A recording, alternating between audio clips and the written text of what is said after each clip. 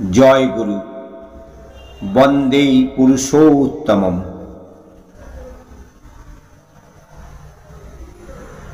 পুরুষোত্তম লীলা পার্শ্বদ মহারাজ অনন্তনাথ। মুকং করতি বাচালং পঙ্গুম লঙ্ঘয়তে গিরিম যৎকৃপা তমহং বন্দে পরমানন্দ মাধবম।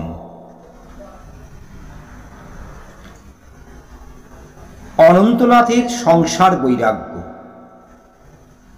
যতই দিন যায় ততই তীব্রভাবে অনন্তনাথের চিত্তে জীবনের বা জগতের নশ্বরতা দৃঢ়ভাবে আলোড়ন তুলতে লাগল। যা কিছু দেখেন সবই যেন ক্ষণিকের বলে মনে হয়, কিছুই আর ভালো লাগে না। সবই যদি ক্ষণস্থায়ী, তবে শাশ্বত কি? এই প্রশ্ন তার মনে উঁকি ঝুঁকি মারতে লাগল। এই সব চিন্তায় বিভোর হয়ে দীর্ঘ সময় উদাস দৃষ্টিতে বসে থাকতেন। তাঁর জ্যৈষ্ঠ ভ্রাতা ও নিকট আত্মীয়গণ তাকে পুনরায় বিয়ে করার জন্য বলতে থাকেন, কিন্তু তিনি কিছুতেই পুনর্বিবাহে সম্মত হতে পারলেন না। শেষ পর্যন্ত অন্নদানাথ নাজিরপুরের সর্বজন শ্রদ্ধেয় দুর্গানাথের শরণাপন্ন হলেন। দুর্গানাথ অনন্তনাথকে খুঁড়ো বলে ডাকতেন। তিনি খুঁড়োকে বিয়ে করার জন্য বুঝিয়ে বললেন। তাতে অনন্তনাথ উত্তর দিয়েছিল, স্বামী মারা গেলে স্ত্রী বিধবা হয়, স্ত্রী মারা গেলে স্বামী কি বিধবা হবে না? এ কথা শুনেও দুর্গানাথ নাছোড় বান্দা হয়ে রইলেন। তখন অনন্তনাথ দুর্গানাথের মতো মাননীয় ব্যক্তির নির্দেশ প্রত্যাখ্যান করতে না পেরে বললেন, দিদি যদি বলে তবে আবার বিয়ে করতে পারি। দিদি মানে অনন্তনাথের জ্যৈষ্ঠা ভগিনী বিনোদিনী দেবী। তখন তিনি রংপুরে ছিলেন। অনন্তনাথের সেই কথা বিনোদিনী দেবীকে জানানো হয়, কিন্তু তিনি অনন্তনাথকে পুনরায় বিয়ে করার পক্ষে মত দিলেন না। দিদির এই আচরণের জন্য অনন্তনাথ জীবনের শেষ মুহূর্ত পর্যন্ত তাকে গভীর শ্রদ্ধা ভক্তি প্রদর্শন করে গেছেন। অনন্তনাথকে আর বিয়ে করতে হলো না। তিনি প্রায় একা একা নির্জনে বসে সময় কাটান। স্বভাবতই ডাক্তারি ব্যবসাও প্রায় বন্ধ হয়ে গিয়েছে। গভীর বৈরাগ্যবশত বাড়ির ও নিকট আত্মীয়দের সঙ্গে মামুলি কথাবার্তাও কষ্টকর এবং অর্থহীন বোধ হতো। এমন সময় একদিন একটা সাদা চাদর গায়ে ফেলে তার মাতৃসমা ভাতৃবধূকে প্রণাম করে বাড়ি থেকে বের হন। কোথায় যাচ্ছেন এ প্রশ্নের উত্তর না দিয়েই পায়ে হেঁটে দ্রুত চলেছেন, আর তাঁর বৌঠান পিছনে পিছনে, অনন্ত ফিরে আয়, অনন্ত ফিরে আয় বলতে বলতে কাশীপুরি হাট পর্যন্ত যাওয়া সত্ত্বেও অনন্তনাথ ফিরে না তাকানোতে বৌঠান বাড়ি ফিরে যেতে বাধ্য হন। শীঘ্র অবশ্য সংবাদ আসে যে অনন্তনাথ রংপুরে দিদির বাড়িতে গিয়েছিলেন। রংপুর গমন ও গুরু অন্বেষণ। অনন্তনাথ পাবনা থেকে বরাবর রংপুর শহরে তার ভগ্নিপতি স্বর্গত রাধারমণ গোস্বামীর বাড়িতে চলে এলেন। সেখানে কয়েকদিন থেকে ভারতের বিভিন্ন তীর্থস্থানাদি ঘুরে ঘুরে গুরু অন্বেষণ করতে থাকলেন। আবার ফিরে এসে রংপুরের দিদির বাড়িতেই অবস্থান নিলেন। এমনি ভাবেই ওই বাড়িটিকে কেন্দ্র করে তিনি বারবার ভ্রমণে বেরিয়ে ভারতের বহু সাধু সন্ন্যাসীর সঙ্গে সাক্ষাৎাদি করলেন উপযুক্ত গুরুর খোঁজে। তিনি বলতেন, অনেক আশ্রম বা সন্ন্যাসীর আখড়ায় গিয়ে প্রথমে তাঁর ভালোই লাগতো, কিন্তু দু একদিন সেখানকার থাকার পর দেখতেন কীর্তনাদি করার পর যে যার ঘরে গিয়ে গাঁজা ভাং খায়। এমনি বিরুদ্ধ আচরণ দেখার পর তার ওই সঙ্গ ভালো লাগতো না।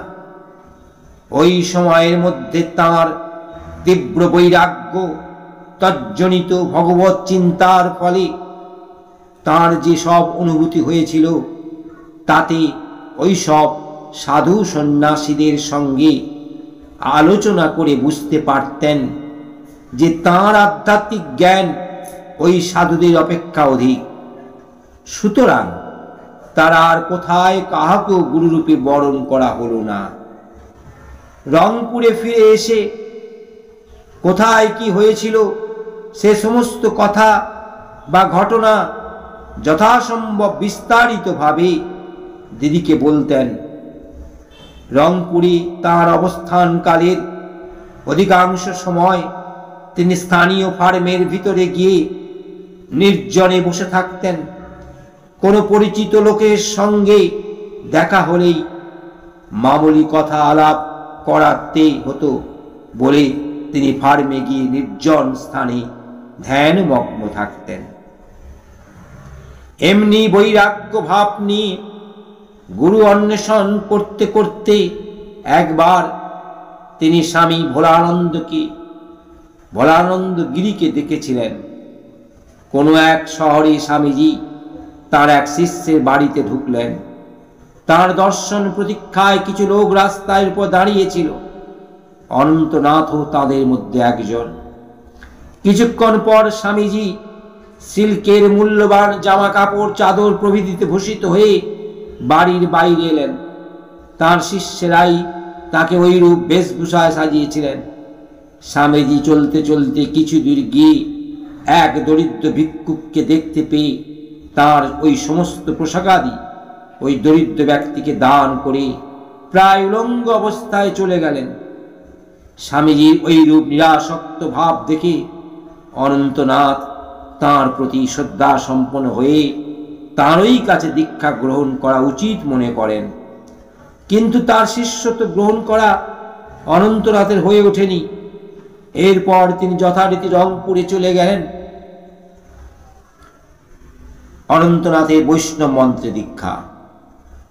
রংপুরে গিয়ে অনন্তনাথ দিদির কাছে ভোলানন্দগিরির দর্শন প্রাপ্তি প্রভৃতি সম্বন্ধে সবকিছুই বললেন।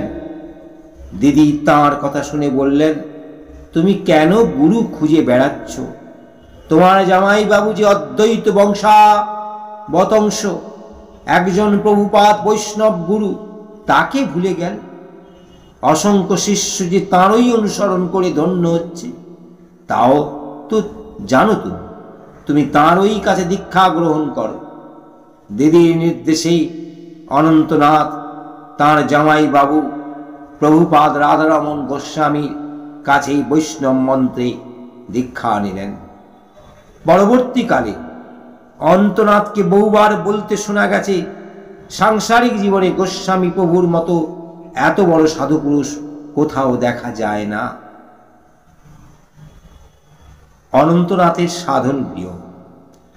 দীক্ষা নিয়ে তিনি কাশীপুরে চলে আসেন। তাদের বাড়ির পশ্চিমে উন্মুক্ত মাঠের মধ্যে কিছুদিনের মধ্যেই এক লম্বা দোচলা ক্যানস্তারা টিনের কাঁচা ঘর তৈরি করে তার মধ্যে সাধনা করা শুরু করলেন। ওই ঘরের সামনে একটি লম্বা অপ্রশস্ত বারান্দা ছিল। দুটি কক্ষের সম্মুখে একটি করে দরজা ছিল। উভয় কক্ষের মধ্যে যাতায়াত পথ ছিল। দুটি কামরায় ছোটটিতে শোবার, বসার ও তামাকদু সরঞ্জাম ছিল। বড় কামারটিকে অনেক দেব দেবীর ফটো টাঙানো ছিল। পরবর্তীকালে প্রভুপাদ ঢাকার এক শিল্পীকে দিয়ে নারায়ণের দুখানি তৈলচিত্র প্রস্তুত করিয়েছিলেন। তাতে সূর্যমণ্ডল মধ্যবর্তী শঙ্খ চক্রধারী নারায়ণ পদ্মাসনে উপবিষ্ট ছিলেন। প্রভুপাদ ওই দুখানি তৈলচিত্রের একটি অনন্তনাথকে দিয়েছিলেন এবং তাহাও অনন্তনাথের সাধন গৃহে রক্ষিত হয়েছিল। অনন্তনাথ বায়ু প্রধান ধাতের লোক ছিলেন, এজন্য প্রথম রাত্রি তার ভালো ঘুম হতো না। প্রায়ই শেষ রাত্রের দিকে গভীরভাবে ঘুমিয়ে পড়তেন এবং সেজন্য ভোর রাত্রে উঠে ঠিক মতো নাম ধ্যান করতে পারতেন না। এজন্য মনে মনে খানিকটা বিচলিত হলেন। তিনি প্রভুপাদ ও দিদির সঙ্গে সাক্ষাৎ ও আলোচনাদির জন্য হামেশাই রংপুরে আসতেন এবং প্রতিবার ওই তাঁদের ভোগের জন্য নানা প্রকার দ্রব্য সম্ভার নিয়ে আসতেন।